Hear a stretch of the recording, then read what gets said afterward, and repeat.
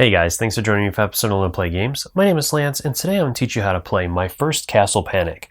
This is a brand new game from Fireside Games. It is a 1 to 4 player game that takes roughly 20 to 30 minutes to play and is a fully cooperative game, so all the players are working together to defeat the game itself.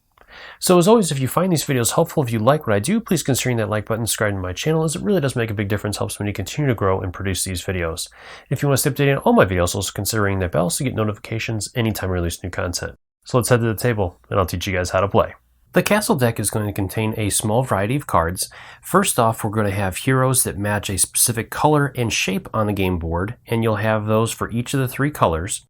Then we're also going to have multicolored heroes that will only work on one shape, but any of the colors of that shape.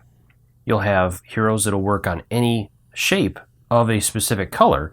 And then finally, you're going to have 2 special cards. The first one here will let you rebuild your walls if they've been destroyed.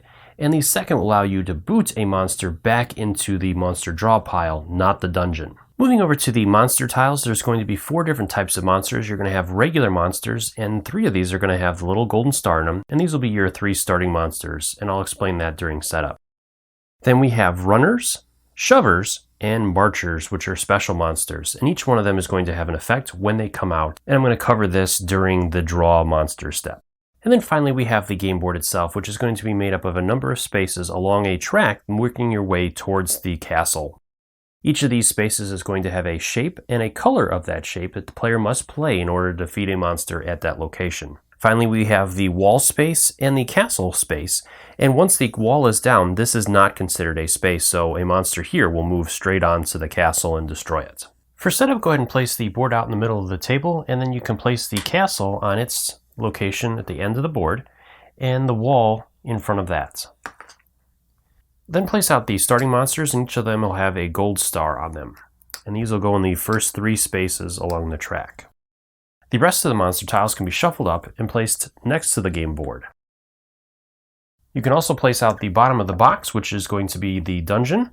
Then go ahead and grab the castle card deck, shuffle that up, and deal 1 card to each player face up. Go ahead and place the rest of the deck off to the side, and you can also give each player a quick reference if they need it.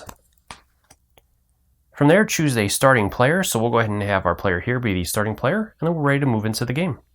My first Castle Panic is played over an undefined number of turns. Starting with the first player and proceeding around the board in a clockwise manner, players will continue taking turns until one of the end game conditions is met, which is either the players have captured all of the monsters that are on the board and the monster stack in the dungeon, or the castle has been destroyed. Moving into the game, we've chosen to have this player be our starting player, and each player's turn is broken down into 4 steps. So I'm going to take you through these in order. So first off, we're going to start by drawing the top card of the castle deck and adding it to our hand. And we'll keep these face up for all the players to see, so we have the rebuilds castle walls. Then next, we're going to go ahead and choose one of the cards in our hand to play and defeat a monster if we're able to. Or, alternatively, we can ask another player for help if they have a card that matches a monster that we don't. So our player right now only has the blue circle, which right now there is no monster in that space. So there's nothing that our player can do, but she can ask for help as the other 2 players do have a card that will match up. Our player here can defeat any monster in a triangle that matches those colors, so we have one up there. Or our player over here has a green circle, so he can defeat this monster here. So we're going to go ahead and ask for help from our player over here, who is going to discard their card and defeat this monster, which will be added to the dungeon.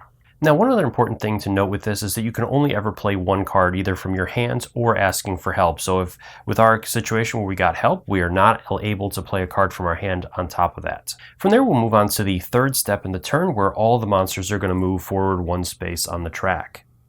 And then finally, to end our turn, we're going to draw 1 monster token and add it to the track.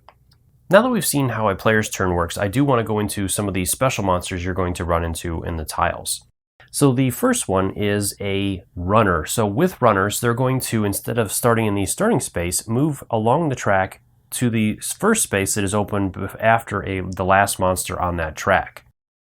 Now, if that monster happens to be here, then the runner is going to crash into the walls, destroying the wall and squishing him, adding him to the dungeon as well. Again, same thing. If the runner comes out and the last monster is here, instead he will crash into the castle, destroying the castle, and himself adding him to the dungeon, and then the players are going to lose. The next one we're going to look at is the shover. So with this one, when you place him on the start space, then you're going to move all of the monsters, including him, one additional space. And then the final one we have is the marcher. So when the marcher comes out, he again is going to move all monsters one space forward, and then you're going to draw another monster and place that. And if it is another special monster, then you'll resolve the effects of that one as well. And again, this is going to continue going from player to player until one of two conditions is met. Either the players have captured all of the monsters on the board and have gone through the entire monster stack and have added them to the dungeon, or if the monsters have destroyed the castle. So with that, again, when a monster is on the last space and he is required to move, he will first bust through the walls, flattening him and destroying the walls, and he will be added to the dungeon. And then the next time a monster moves there, it will not move into this space. It will continue straight on and destroy the castle. If that happens, the players have lost the game. Otherwise, if the players are able to capture all the different monsters, then they have won the game. So now let me take you through a couple more example turns. So again, moving in clockwise order, we'll go ahead and start with our player over there. He'll draw a new card, and then he can play a card, or again, ask for help. So he doesn't have a card that's going to help, so he's going to ask this player over here for help, and that player will go ahead and play his card and capture that monster. From there, then the monsters are going to go ahead and move, and we'll draw a new monster to finish off the turn. Then it'll move over to our next player, who will do the same thing. He'll draw a new card, and then we can play. So he'll go ahead and play this card, or he's going to ask for help, because this is a really powerful card. You can use it for any of the colored circles. And we have a player over here that just has a blue one, so we'll go ahead and do that instead. So that player will help out and play that, capturing this monster here. Then our monsters will move, and we'll draw a new one.